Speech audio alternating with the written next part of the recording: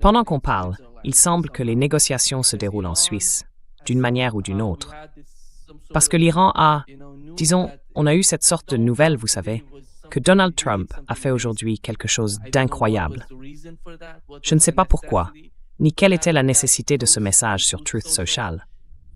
Imaginez un peu, vous envoyez votre vice-président en Suisse, et ensuite vous publiez, je cite, l'Iran doit immédiatement arrêter ses proxys grassement payés au Liban de semer le trouble. S'ils ne le font pas, nous frapperons l'Iran très fort à nouveau, comme la semaine dernière, mais encore plus fort. C'est clairement une violation de la première clause du protocole d'accord. Et c'est justement la raison principale pour laquelle les Iraniens ont quitté les discussions ou les négociations en Suisse, professeur Marandi. Et depuis, d'après les différentes informations qui circulent, certains disent que les Iraniens se sont retirés, d'autres affirment qu'ils sont toujours en train de négocier avec les États-Unis. Alors, qu'est-ce qu'on sait vraiment de ce qui se passe en ce moment en Suisse?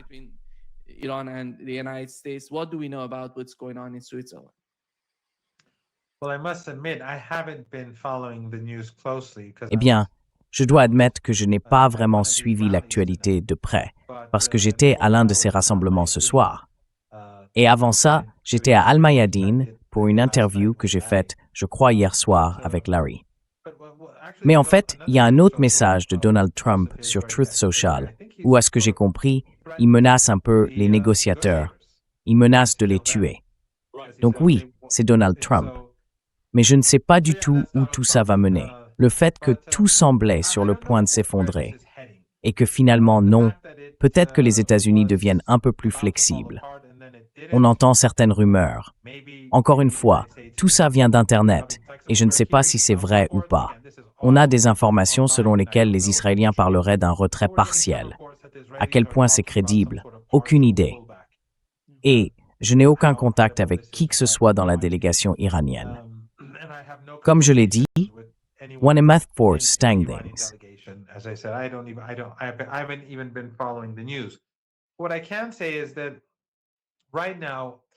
Ce que je peux dire, c'est qu'en ce moment, les Iraniens ne vont pas se montrer flexibles. Et ce pour plusieurs raisons. D'abord, ils ont un accord, enfin un protocole d'accord, qui a déjà été validé.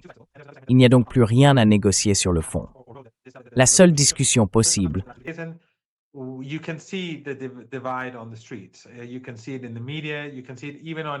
le voit dans les médias, on le voit même à la télévision nationale iranienne, il y a une division. Et je pense que ça va rendre le principal négociateur encore plus prudent, parce qu'il ne voudra surtout pas donner l'impression d'être flexible, d'aucune manière.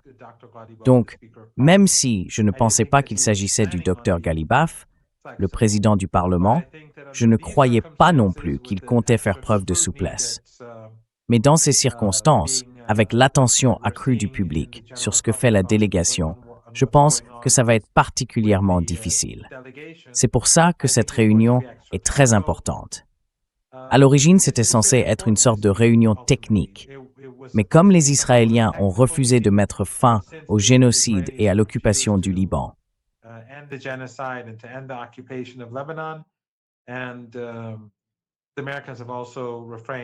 les Américains se sont aussi abstenus de retirer les exportations de pétrole et d'énergie iranienne du régime de sanctions.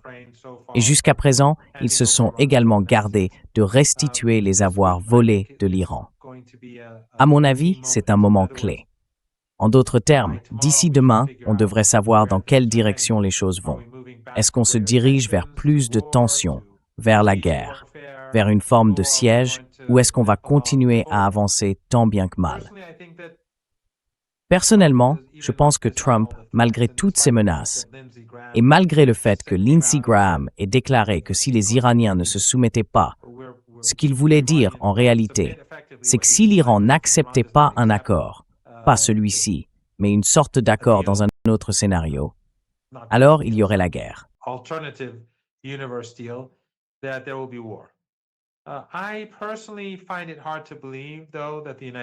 Personnellement, j'ai du mal à croire que les États-Unis iront jusqu'à la guerre, surtout avec une économie mondiale dans un état aussi mauvais.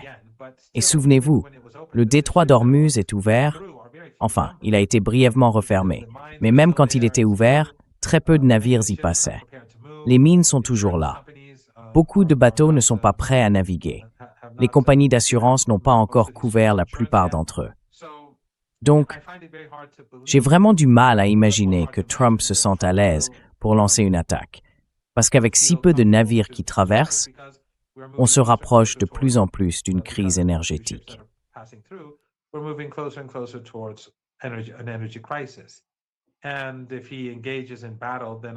Et s'il se lance dans la bataille, je pense que le sort de l'économie mondiale sera scellé. On aura une dépression mondiale, pas juste une récession ou une crise passagère. Donc j'ai du mal à imaginer qu'il choisisse cette voie. Mais en même temps, c'est Donald Trump, et avec lui, on ne peut rien exclure. Et si Netanyahou, s'il refuse ou s'il est incapable de le freiner, et quand je dis incapable, je veux dire qu'il ne parvient pas à utiliser son immense pouvoir et son influence pour forcer Netanyahou à reculer, alors là, on s'engage dans des eaux très troubles.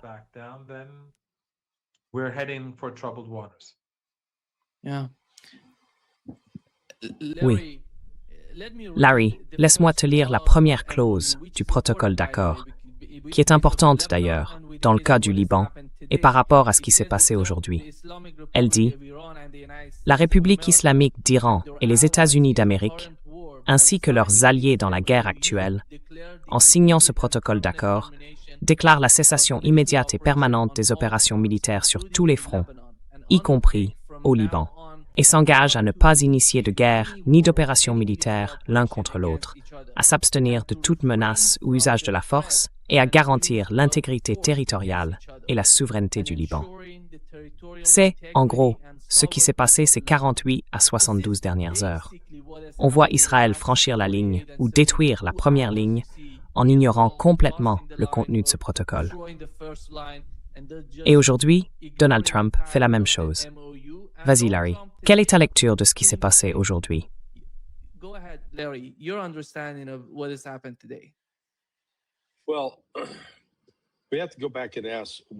Eh bien, il faut revenir en arrière et se demander ce qui a poussé Trump à faire un virage à 180 degrés lundi dernier.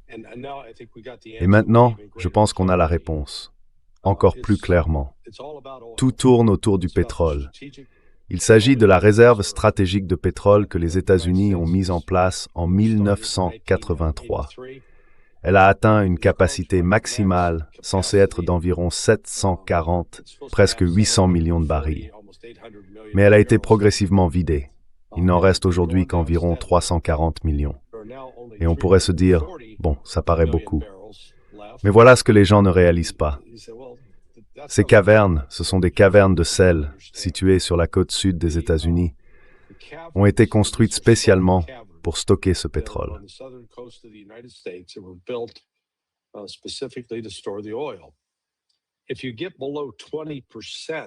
Si on descend en dessous de 20% de la capacité, l'intégrité structurelle de ces cavernes est menacée. Et au-delà du fait que quand elles sont vides, il n'y a plus aucune réserve, c'est comme si on avait dépensé toutes ses économies. Alors, pourquoi est-ce que c'est important? Parce que d'après ce qu'on m'a dit, l'armée américaine a pratiquement épuisé ses réserves de carburant pour avions. Elle n'a donc plus de réserves à proprement parler. Et elle puise maintenant sur le marché mondial, dans ce qui sort des raffineries, aussi vite que possible. Et ça veut dire que l'administration Trump a fait un choix la semaine dernière. Elle a décidé de soutenir les Américains qui ont besoin de diesel pour faire rouler les flottes de camions, plutôt que de privilégier le carburant pour les avions de chasse, les F-35, les F-18, les F-16, les A-10, et ainsi de suite.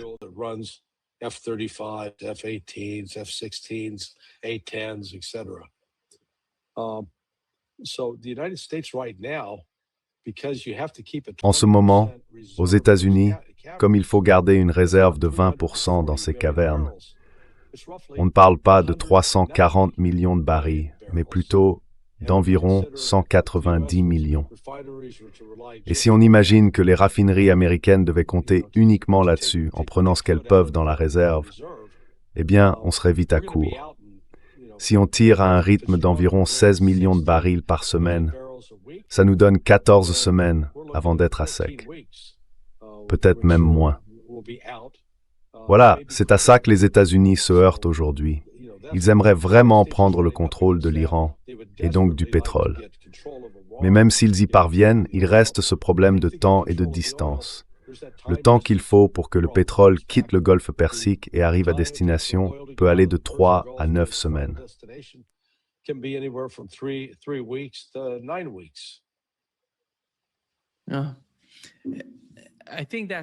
Je pense que tout ça est directement lié au détroit d'Ormuz. Et quelle est la situation du détroit d'Ormuz, professeur Marandi, pendant qu'on parle? Donald Trump dit qu'il est ouvert.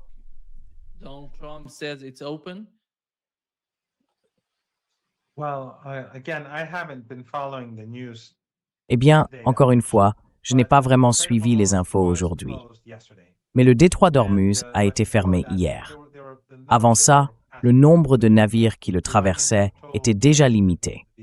Les Iraniens ont dit au capitaine que pour quitter le détroit, ils devaient emprunter une route précise. Et ils ont prévenu que s'ils ne respectaient pas cette consigne, ils auraient des ennuis.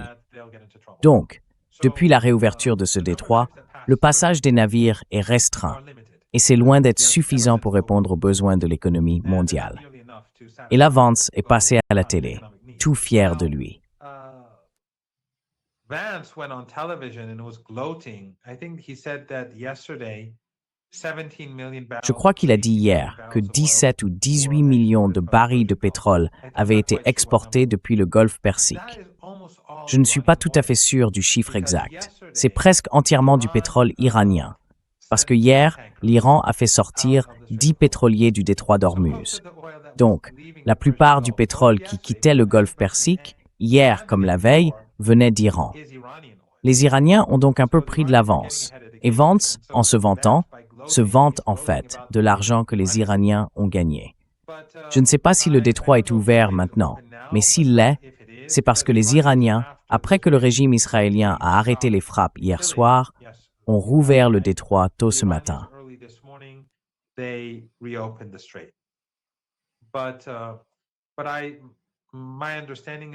Mais d'après ce que je comprends, le nombre de navires qui vont passer dans les prochains jours sera assez faible à cause des assurances. On en a déjà parlé. Les compagnies d'assurance posent problème, notamment à propos du détroit d'Ormuz et tout ce qui s'y rattache. Et puis, petit à petit, quand de nouveaux navires entreront dans le détroit d'Ormuz, et il faut dire que beaucoup de navires n'ont pas très envie d'y aller pour le moment, surtout avec toutes les menaces que Trump continue de proférer. Eh bien, ça empêche les pays du Golfe Persique de produire du nouveau pétrole. Parce que s'il n'y a pas de navires, il n'y a aucune raison de produire le pétrole. Ils n'ont pas la capacité de le stocker.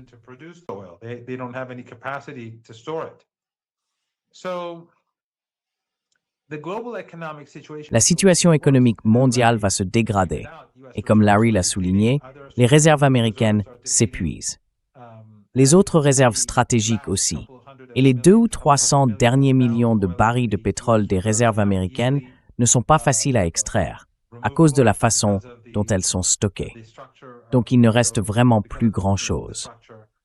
Et puis les réserves du secteur privé, celles des grandes entreprises, elles aussi diminuent. Et ce n'est pas seulement le pétrole d'ailleurs, c'est surtout du pétrole lourd, ce qui est particulièrement important parce que le diesel est essentiel à l'économie mondiale.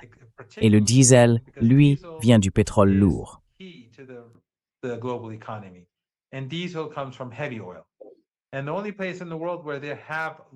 le seul autre endroit au monde où l'on trouve beaucoup de pétrole lourd, à part dans le golfe Persique, c'est la Russie. Et c'est aussi un pays sous sanctions. D'ailleurs, un fait intéressant. Quand Larry disait que les réserves stratégiques américaines ont été vidées, c'est vrai, et pour deux raisons. D'abord à cause de la guerre en Ukraine, grâce à Biden, et maintenant à cause de la guerre avec l'Iran, grâce à Trump.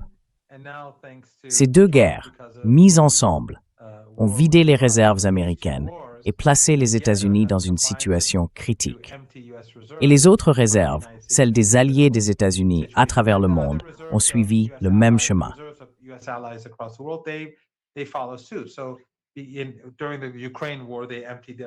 Pendant la guerre en Ukraine, ils ont vidé leurs réserves pour faire baisser le prix du pétrole. Et maintenant, ils font la même chose, sauf qu'ils n'ont pratiquement plus rien. C'est une très mauvaise situation. Le fait que si peu de navires passent par le détroit d'Ormuz veut dire que la vulnérabilité des États-Unis reste très élevée. Et si les États-Unis intensifient les hostilités avec l'Iran, eh bien, l'Iran peut fermer le détroit ou ralentir le passage des navires dans ce commerce. C'est une situation terrible pour Trump. Et c'est pour ça que son attitude très dure en ce moment, à moins qu'il y ait ce soir une certaine souplesse dont on n'a pas encore entendu parler, s'il va jusqu'au bout, va causer d'énormes dégâts aux États-Unis.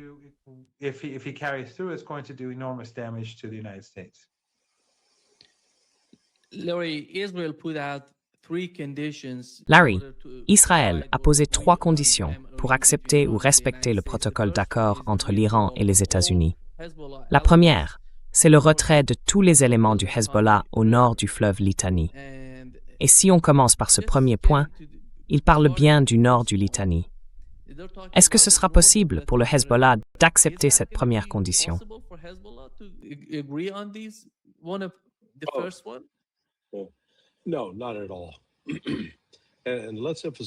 Non, pas du tout.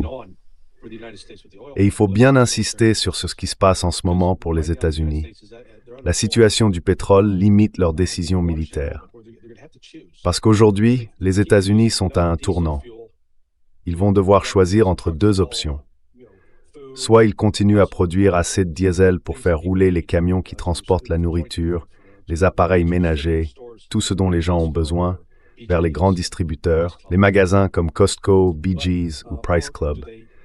Soit ils utilisent ce pétrole pour fabriquer du carburant d'avion qui sert ensuite à leurs avions de combat. Ce qu'on a expliqué à Trump et qu'un ami à moi, analyste en énergie, a résumé comme ceci.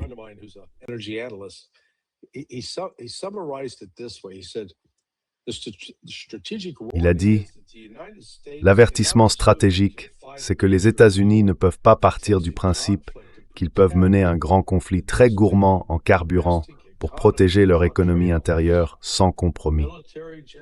Le kérosène militaire, le carburant d'aviation commerciale, le diesel, le fioul domestique et le carburant maritime proviennent tous de la même partie du baril raffiné, celle des distillats moyens.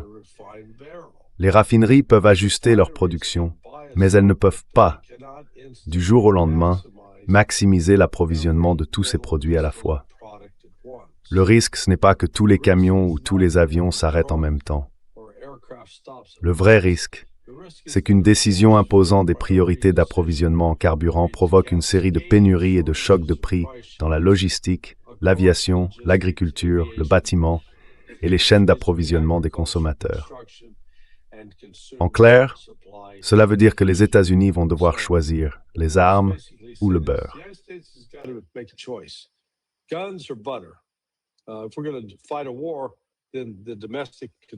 Si on part en guerre, les consommateurs vont en subir les conséquences, et durement, aussi bien aux États-Unis qu'en Europe. En revanche, si on parvient à un accord négocié, il y a peut-être moyen d'éviter certains de ces chocs en respectant, vous savez, les termes précis de ce protocole d'accord. Alors parlons de Trump. Trump continue à se comporter de façon très erratique.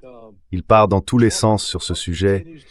Il affirme par exemple avoir parlé à l'Iran aujourd'hui. Je n'ai vu aucune trace de ça, à part sa propre déclaration selon laquelle il aurait parlé à l'ayatollah. Vous savez, quelqu'un a même suggéré que l'équipe de Trump recrute un Américain avec un bon accent iranien, qu'il le mette au téléphone avec lui, et que Trump croit ainsi parler aux Iraniens. Alors que pas du tout. En fait, ça lui permet de faire semblant d'être président.